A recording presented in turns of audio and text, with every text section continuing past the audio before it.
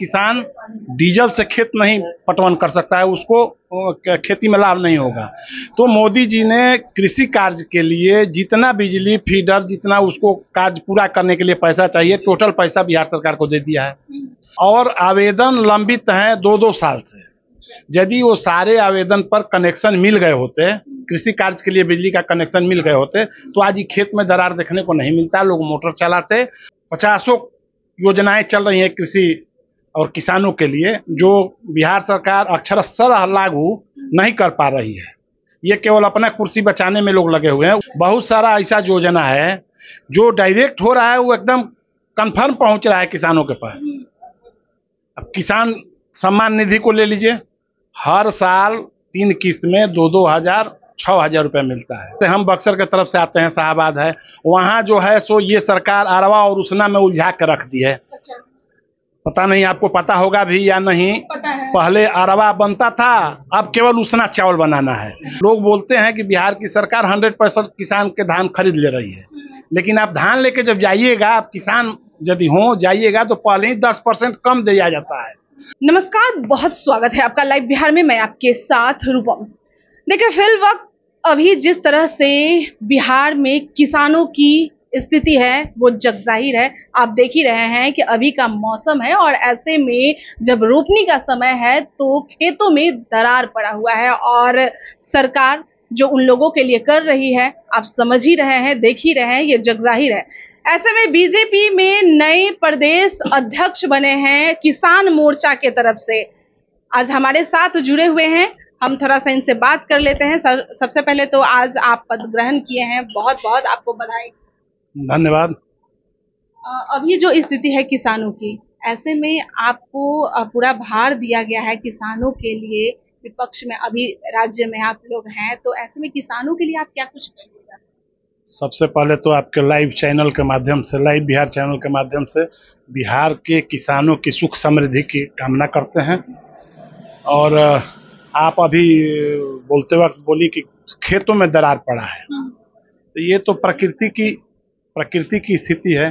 मनोज कुमार सिंह जी, आप मुझे ये बताइए कि खेत, आप बोल रहे हैं कि प्रकृति ऐसा ही है, तो वैसे में सरकार को तो कुछ करना ही पड़ेगा। नहीं, मोदी जी की सरकार ने इस प्रकृति से लड़ने के लिए, बिहार में जल का कमी नहीं है, भूगर्भीय जल इतना है कि उससे खेती का काम चल जाए, लेकिन डीजल इतना महंगा है कि किसान डीजल से खेत नहीं पटवन कर सकता है, उसको खेती में लाभ नहीं होगा।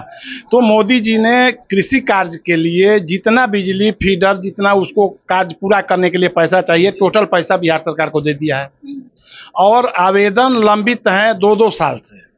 यदि वो सारे आवेदन पर कनेक्शन मिल गए होते, कृषि कार्य के लिए बिजली का कनेक्शन मिल गए होते, तो आज ये खेत में दरार देखने को नहीं मिलता। लोग मोटर चलाते और अपने खेत का पटवन करते।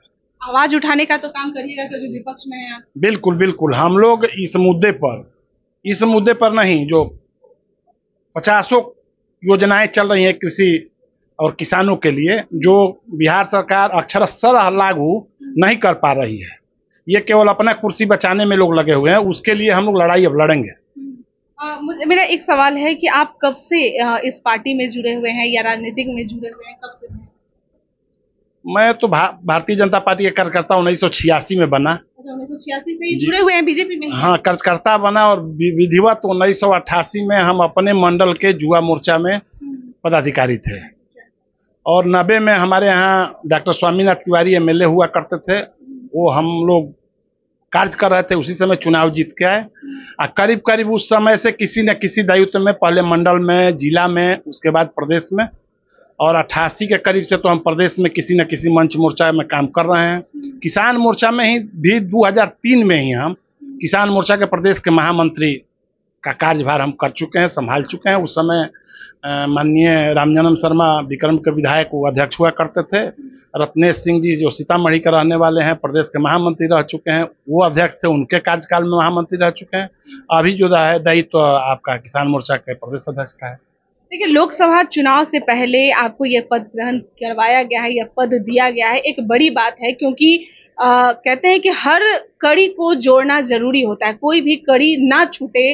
और ऐसे में किसान, हमारा बिहार जो है किसानों का ही मतलब राज्य कहा जा रहा है, तो ऐसे में किसान को जोड़ना अपने पार्टी में काफी मजबूती तरीके से वो भार आपको दिया गया है, तो कैसे कीजिएगा यह काम? नहीं, ये काम हम लोग के पार्टी के कार्यकर्ता आप देख रहे होंगे कि कोई ना कोई कार्यक्रम के माध्यम से हम लोग जनता से जुड़े ही रहते।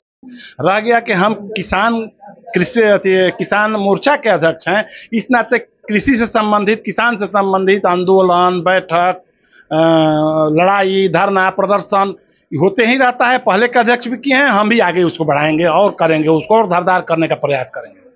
बहुत सारी जो योजनाएं आते हैं किसानों तक पहुंच नहीं पाते हैं, वो जानते भी नहीं है, तो ऐसे में उन लोगों को बताना, जागरूक करना। नहीं, हम लोग उसके लिए कार्यक्रम करेंगे, जन जागरण अभियान करेंगे और जिला जिला स्तर पर, मंडल स्तर पर जाके ये बताएंगे कि भारत की सरकार, नरेंद्र मोदी जी की सरकार जो है सो आपके लिए, हमारे लिए, किसानों के लिए ये कार्य कर रही है, लेकिन यहाँ के जो सरकार है उनकी इच्छा शक्ति नहीं है, वो नहीं कर पा रहे हैं, इसलिए हमारे पास नहीं पहुँच पा रहा है।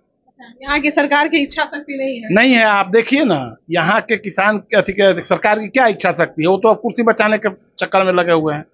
बहुत सारा ऐसा योजना है जो डायरेक्ट हो रहा है, वो एकदम कंफर्म पहुंच रहा है किसानों के पास। अब किसान सम्मान निधि को ले लीजिए, हर साल 3 किस्त में 2-2 6,000 रुपये मिलता है और उस 6,000 का कीमत कोई किसान ही समझ सकता है कि बुआई के समय, जुताई के समय उस 6,000 रुपये की कीमत क्या है। हम लोग अपना जो खेती नहीं कर पाते हैं किसान, उनको मुश्किल से 5,000-6,000 पर साल मिलता है उसका मालगुजारी ही, जो दूसरे को बटाईदारी में देते हैं। और नरेंद्र मोदी जी ने उस विषय को समझ के उनको 6,000 देने का काम किया कि खेत भी आपके पास, आपका 6,000 रुपया भी है और आप अपना काम खेती बढ़िया से कीजिए। लाख सवाल है, किसान मोर्चा का पद भार आपको दिया गया है, ऐसे में आप अपनी तरफ से भी कुछ सोच के रखे होंगे कि भाई क्या करना चाहिए, कैसे लोगों को अपने पास मतलब उन लोगों को जोड़ना है, किसानों के लिए हित में क्या करना है, विपक्ष में रहते हुए भी सरकार में अगर आए तब क्या करेंगे? नहीं, देखिए, पूरे बिहार में अलग अलग क्षेत्र के लिए अलग अलग कार्यक्रम करना पड़ेगा। जैसे हम बक्सर के तरफ से आते हैं, शाहबाद है, वहाँ जो है सो ये सरकार अरवा और उसना में उलझा कर रख दी है। अच्छा। पता नहीं आपको पता होगा भी या नहीं, पहले अरवा बनता था, अब केवल उसना चावल बनाना है। अब क्यों है ये तो माननीय मुख्यमंत्री ही जाने। उसके लिए हम लोग लड़ाई लड़ेंगे। भाई, कोई मिल में धान किसान का जा रहा है, उसको समय से पैसा मिले और वो अपना चावल बना के वो पैसा ले।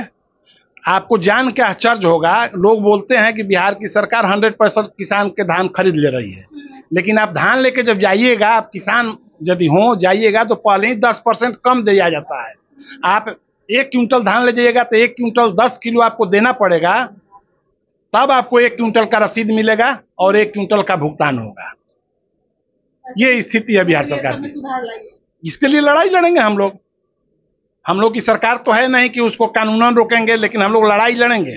तो बनाए हुए ना कि नेक्स्ट बार आपकी बिल्कुल 2025 बनना ही है।